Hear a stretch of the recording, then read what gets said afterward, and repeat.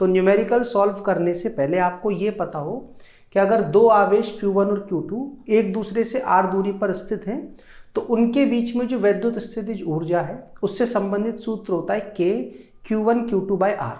यहाँ पर जो K है वो पूरी ही वैद्युत स्थितिकी में प्रयोग होने वाला नियतांक है जिसे हम कहते हैं स्थिर वैद्युत बल नियतांक, और K का मान क्या होता है 9 गुणा 10 की घात 9। अब ये जो हमारी वैद्युत स्थितिज ऊर्जा है ये एक अदिश राशि होती है और इसका मात्रक होता है जूल। तो अगर आप वैद्युत स्थितिज ऊर्जा जूल में निकालना चाहते हो जो कि इसका ऐसा ही मात्रक है, तो आप आवेशों को तो डालें कूलाम में और बीच की दूरी को डालें मीटर में। बस एक बात आपको ध्यान रखनी है कि जब आप आवेशों को कूलाम में डालें तो चिन्ह के साथ डालें।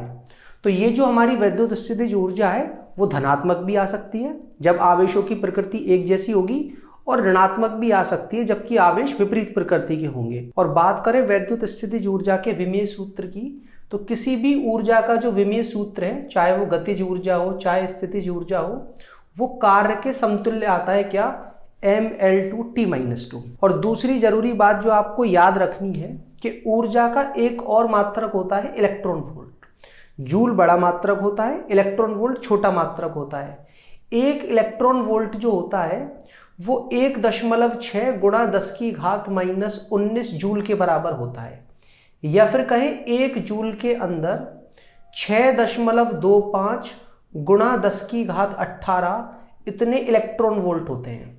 अब ये वाला मैंने आपको मात्रक बताया क्यों है कि जब भी हम वैद्युत स्थितिज ऊर्जा का मान किसी अणु के लिए या परमाणु के लिए निकालते हैं तो वहां पर जो जूल है वो काफी बड़ा मात्रक हो जाता है।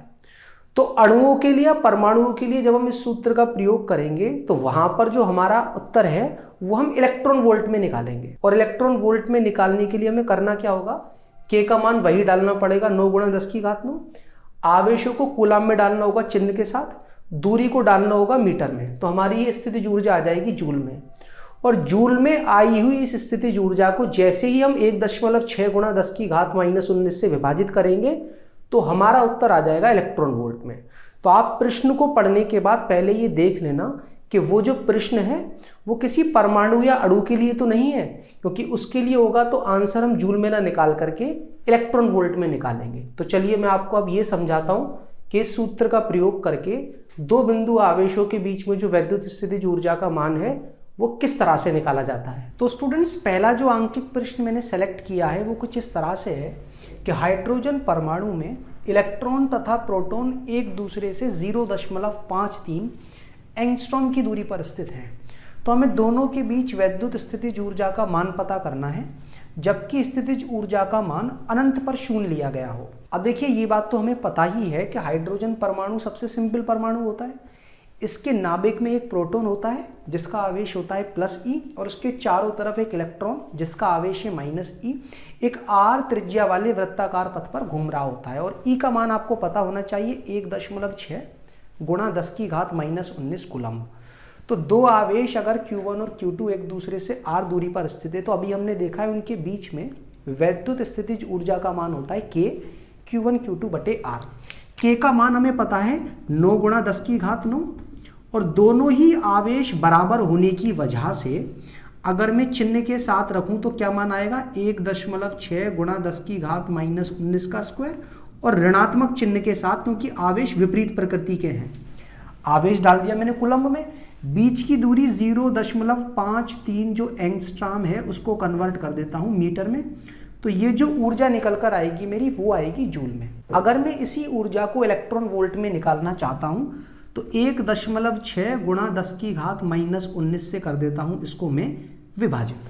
आप देखोगे 1.6 गुणा 10 की घात -19 से 1.6 गुणा 10 की घात -19 कट हो जाएगा, और यहाँ आप देखोगे 10 की घात 9 और -19 फिर से मिलकर कितना हो जाएगा 10 की घात -10, इससे ये -10 कट, और 1.6 गुणा 9 करके जब आप 0.53 से डिवाइड करोगे तो आंसर आएगा 27.2, और इसका जो मात्रक होगा वो होगा इलेक्ट्रॉन वोल्ट। ध्यान रहे कि ये वैद्युत स्थितिज ऊर्जा का जो फॉर्मूला है वो तब वैलिड है जब आपने स्थितिज ऊर्जा का मान शून्य कहाँ लिया हो, अनंत पर।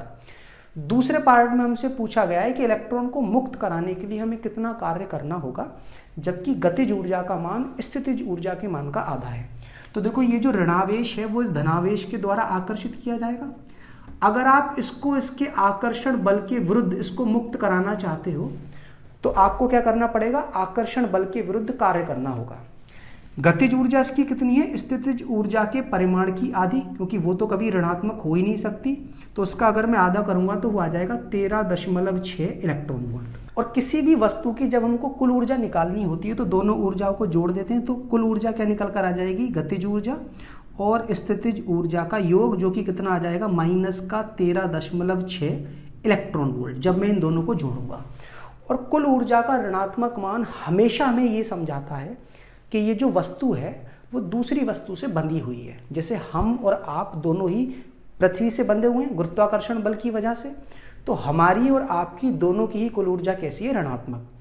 अब हम अगर इस आकर्षण बल से बाहर निकलना चाहते हैं तो हमें किसी भी वस्तु की कुल ऊर्जा का मान या तो शून्य करना होता है या फिर धनात्मक करना होता है। तो अगर ये अभी कुल ऊर्जा ऋणात्मक है तो उसके अंदर क्या जोड़ा जाए कि इसकी कुल ऊर्जा शून्य हो जाए। तो उसके अंदर अगर मैं 13.6 इलेक्ट्रॉन वोल्ट जोड़ दूं तो आप क्या देखोगे, कुल ऊर्जा का मान कितना आ जाएगा, शून्य। तो ये वो कार्य है जो हमें करना होगा इस इलेक्ट्रॉन को आकर्षण बल से मुक्त कराने के लिए। ये कम से कम वैल्यू है जो आपको देनी है, इससे ज़्यादा दोगे तब भी इलेक्ट्रॉन मुक्त होगा ही होगा, और अगर इससे कम दी तो इलेक्ट्रॉन दूर तो चला जाएगा लेकिन मुक्त नहीं होगा। अब देखिए स्टूडेंट्स, तीसरे और सबसे इंपॉर्टेंट पार्ट में क्या पूछा गया है कि हमारी वैद्युत स्थितिज ऊर्जा का जो मान है वो अनंत पर शून्य ना लेकर के 1.06 एंगस्ट्रॉम पर शून्य लिया जाए, तो पहले पार्ट के उत्तर में और दूसरे पार्ट के उत्तर पर क्या फर्क पड़ेगा। तो देखो, सबसे पहले हमने अभी देखा कि अगर अनंत पर स्थितिज ऊर्जा का मान शून्य लिया जाए तो 0.53 एंगस्ट्रॉम पर कितनी आ रही थी स्थितिज ऊर्जा, -27.2 इलेक्ट्रॉन वोल्ट। सबसे पहले हम ये पता करेंगे कि जब हमारी स्थितिज ऊर्जा का मान अनंत पर शून्य था उस टाइम पर 1.06 एंगस्ट्रॉम पर वैद्युत स्थितिज ऊर्जा का मान क्या था। आप देख सकते हो कि वैद्युत स्थितिज ऊर्जा जो है वो दूरी के व्युत्क्रमानुपाती है। तो अगर आपकी दूरी बढ़ेगी तो वैद्युत स्थितिज ऊर्जा का मान घटेगा। तो अगर दूरी आपकी डबल हो जाए, क्योंकि 1.06 0.53 का डबल होता है, तो स्थितिज ऊर्जा का जो मान है वो आधा हो जाएगा। मतलब 1.06 एंगस्ट्रॉम पर वैद्युत स्थितिज ऊर्जा का मान होगा -13.6 इलेक्ट्रॉन वोल्ट। ये मान तब है जब हमने स्थितिज ऊर्जा को अनंत पर शून्य मान रखा है।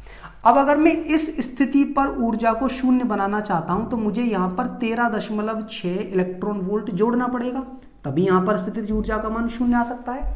अब इसके लिए मुझे करना क्या है, हर जगह पर अगर मैं ये वैल्यू जोड़ दूं तो यहां तो 0 हो जाएगा और बाकी सभी जगह मुझे स्थितिज ऊर्जा का मान पता लग जाएगा।